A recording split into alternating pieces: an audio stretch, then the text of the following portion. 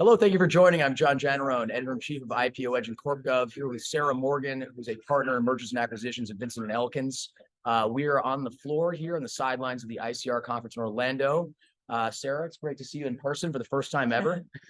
I know. I feel like we've been doing so many events together, but never actually. That's right. Fully met. That's true. So here we are. I first want to ask Sarah, since she's been to a number of panels and keynotes here at the conference, anything interesting you've heard that jumped out at you? Yeah, well, so the keynote for the CEO reception last night definitely jumped out at me. They had an economist speaking sort of the current state of the macroeconomic environment, financial markets, and he was predicting a very muted return equity environment for a decade or more in the U.S. and other developed economies, which is a very interesting path to take at an investor conference. So I think that was a little jarring, but he did say, there's going to be pockets of opportunity for people to find. And so I think the follow-up question is, okay, well, what are those pockets of opportunity? And hopefully his prediction is wrong for all of us and our 401ks. Absolutely. Well, Sarah, you were just talking in the green room here about the standstill virtually that we have in the IPO market. You do see flickers of activity. So there's Mobileye, but not much going on. What do you think will be the first kind of company that does go public when things start to thaw out? Sure. I mean, look, you had the giant amount of activity in 2021 and the market processing that and the very poor returns that you saw there. So I think the era of marketing massive deals with no immediate path to profitability is probably over. And the first people out the gate are going to be companies that are, generally fundamentally financially sound with a clear path to profitability. And depending on where we are in the broader macroeconomic environment, ones that people view as somewhat recession-proof or likely to succeed even in a prolonged recession, if that is still potentially on the horizon. Great. Now, Sarah, a type of company that I know that your firm works with a lot are various green energy companies. Everything from electric vehicles to hydrogen, all kinds of stuff like that. I deep down believe that because of all the tailwinds that are structural behind that industry, some of that has to work at some point. Do you think would that be high on your list of the category of company that can go tap the public market? I do think so. So I think there's two things weighing there.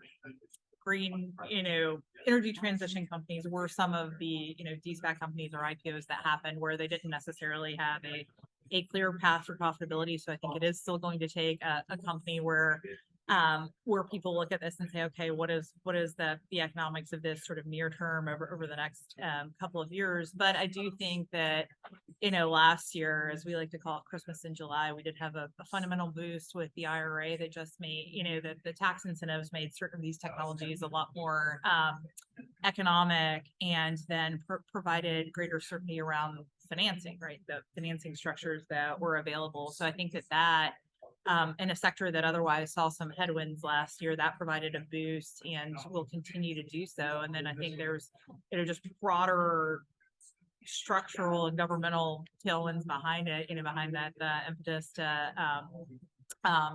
green everything, all the way from corporations to individuals to the governments themselves, state, federal. So I think all of that is going to ultimately help. Again, how much activity are we going to see in 2023 in that sector? There's a couple of already established ones that might have a good shot at going. But otherwise, some of them are still, in earlier stages, and it may be a 2024 event, but I think it's a sector that, continue to grow and one to watch. So what I'm hearing is that, you've got those various types of tailwinds you just rattled off there, individuals, companies, governments, states, and state and national governments, but really, they're still going to need to be relatively mature businesses, right? So either profitable or very close. Or a line of sight to profitability and a clear plan for financing it, right? So, okay, these people have debt financing, tax equity financing available to them. I think those deals can get done. But yeah, I think, people in the near term are going to want to know that the business plan is fundamentally sound. Now, I want to ask you about companies that have de-SPACed, meaning that they're trading under the new ticker, and are not trading well. And I hear from some of these companies whose fundamentals actually look pretty good if they're in SPAC jail. Now, and I think there's really something to that. How many quarters of good numbers do you need to be freed from SPAC jail? Well, again, part of what is going on here has nothing to do with the company, right? It's like the broader macro environment, people wanting certainty before they redeploy capital. And, a lot of people think, well, maybe that comes middle of this year. And so for the companies with fundamental, good fundamentals, good track records, I think at that point, like once people have certainty around the market, they may be willing to deploy capital at that point. But I think for anyone else, right, it's, your forecast is out there. I think you need a track record of meeting it for at least a year. And for some of them, if it's sort of, there's a key milestone, right, that you have to hit for people to have certainty around your path to profitability or your path, for some of these people like starting operations, I think you're going to have to get to that, right? To have certainty, and people need to see certainty around the financing for that to happen. So I think it's going to be very fact specific for each company. But with de-SPAC companies, we're seeing a lot of them look towards private capital raises in Jannarone because there's just not a lot of public alternatives available right now. Well, I'm glad you brought that up. I want to get back to the public alternatives, but let me ask you, how much of that is available? I mean, can you keep tapping Sand Hill Road, over and over again? I mean, something that I always heard was, we need a check that's bigger than I can get from Kleiner Perkins or whoever it is. So that's why we're going public. I mean, some other reasons, but is there that much of that capital available? Look, I mean, towards the end of the year, last year, I think people just kind of shut down shop, and we're like, okay, we're going to reassess in 2023. I think it remains to be seen in 2023 how much of the structured equity capital and other equity capital is available. I think we are seeing people where they have special relationships with strategics, because so many of the strategics are now making equity investments in customers or, sort of joint venture relationships, to the extent that they can tap that and further both parties' strategic goals. We're seeing a lot of that happen. We're seeing, structured equity products with, even private equity and other growth equity players, people coming in and bridging the gap there. But it's expensive. Everything is expensive right now. So I think that, people are more creative, more open on where you fill the gap in financing. Great. And turning back to SPACs for a moment, if we can, I think you were prescient a little less than a year ago in telling us that I think that this market needs to right size. You were telling me I don't see a whole lot of action in SPACs in the next year, and you were right. New issuance ground to a halt. So tell me now, where do things go from here? We've got a lot of SPACs in the next 2 quarters alone.